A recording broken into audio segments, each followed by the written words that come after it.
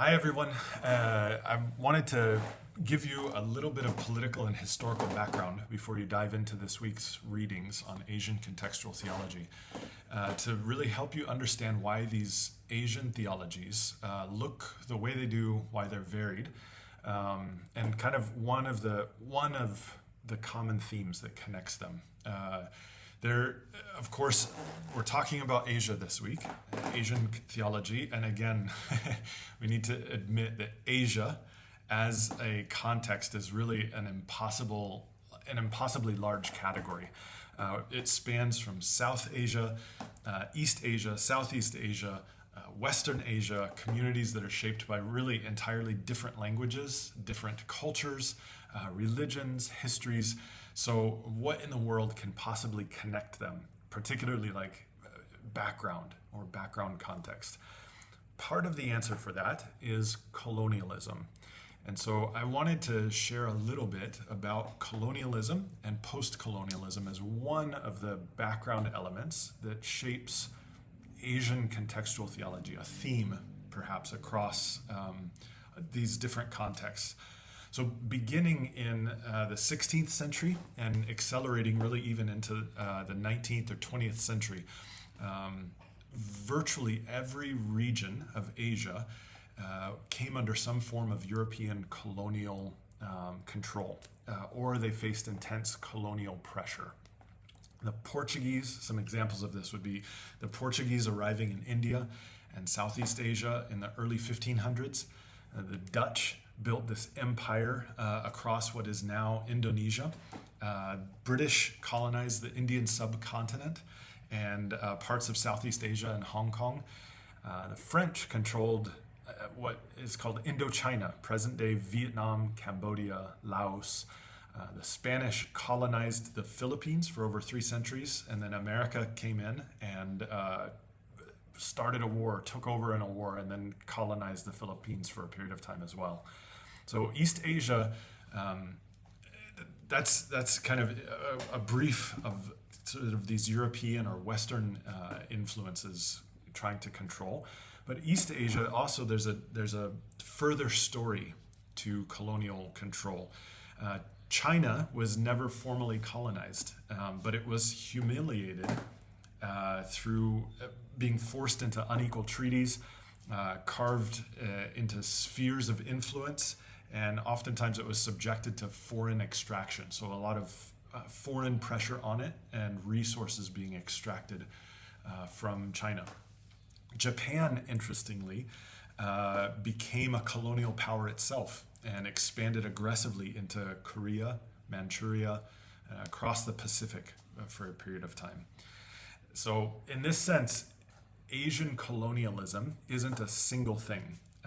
It's not one thing. It's Portuguese, it's Dutch, British, French, Spanish, American, Japanese. This is the history of colonialism, and it looks different in India than Indonesia, than in Korea, in the Philippines. Each of these contexts experienced colonialism, but in different ways. So they experienced colonial rule and control, either by perpetuating it, by receiving it, but the colonial control that they had was different. Some for a long time, others, centuries and centuries, and others for just a few decades. What does colonialism do? What's so bad about it, or how does it affect? Across this diversity, colonial rule leaves or left some recognizable marks or distinctive kinds of characteristics. One of the things that colonialism does is it disrupts and dismantles existing political and social structures. So social structures, political structures that exist, it breaks those apart and puts in a new form of control, a new governance mechanism, new politics, new political dynamics. It extracts resources and labor or people. And so that fractures and changes social structure, the structure of society. It also installed, oftentimes, racial or civilizational hierarchies. So installing this idea or a mentality of a hierarchy based on skin color, race, or this civilization is a higher level, an upper level, higher class than this civilization. Americans over, or British over Indian, these kinds of things. The idea that Asian peoples and cultures were inferior and needed to be improved or modernized or saved.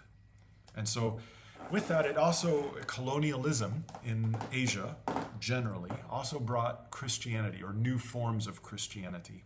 Sometimes it was an explicit tool of empire. Sometimes it was carried by missionaries.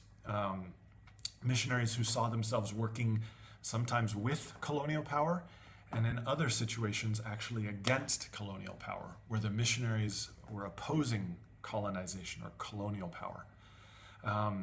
Sometimes it was this sort of a combination of both, an ambiguous, vague, kind of both. So that last point, and particularly about the role of Christianity in all of this, is what matters for us in particular for this course in theology, contextual theology.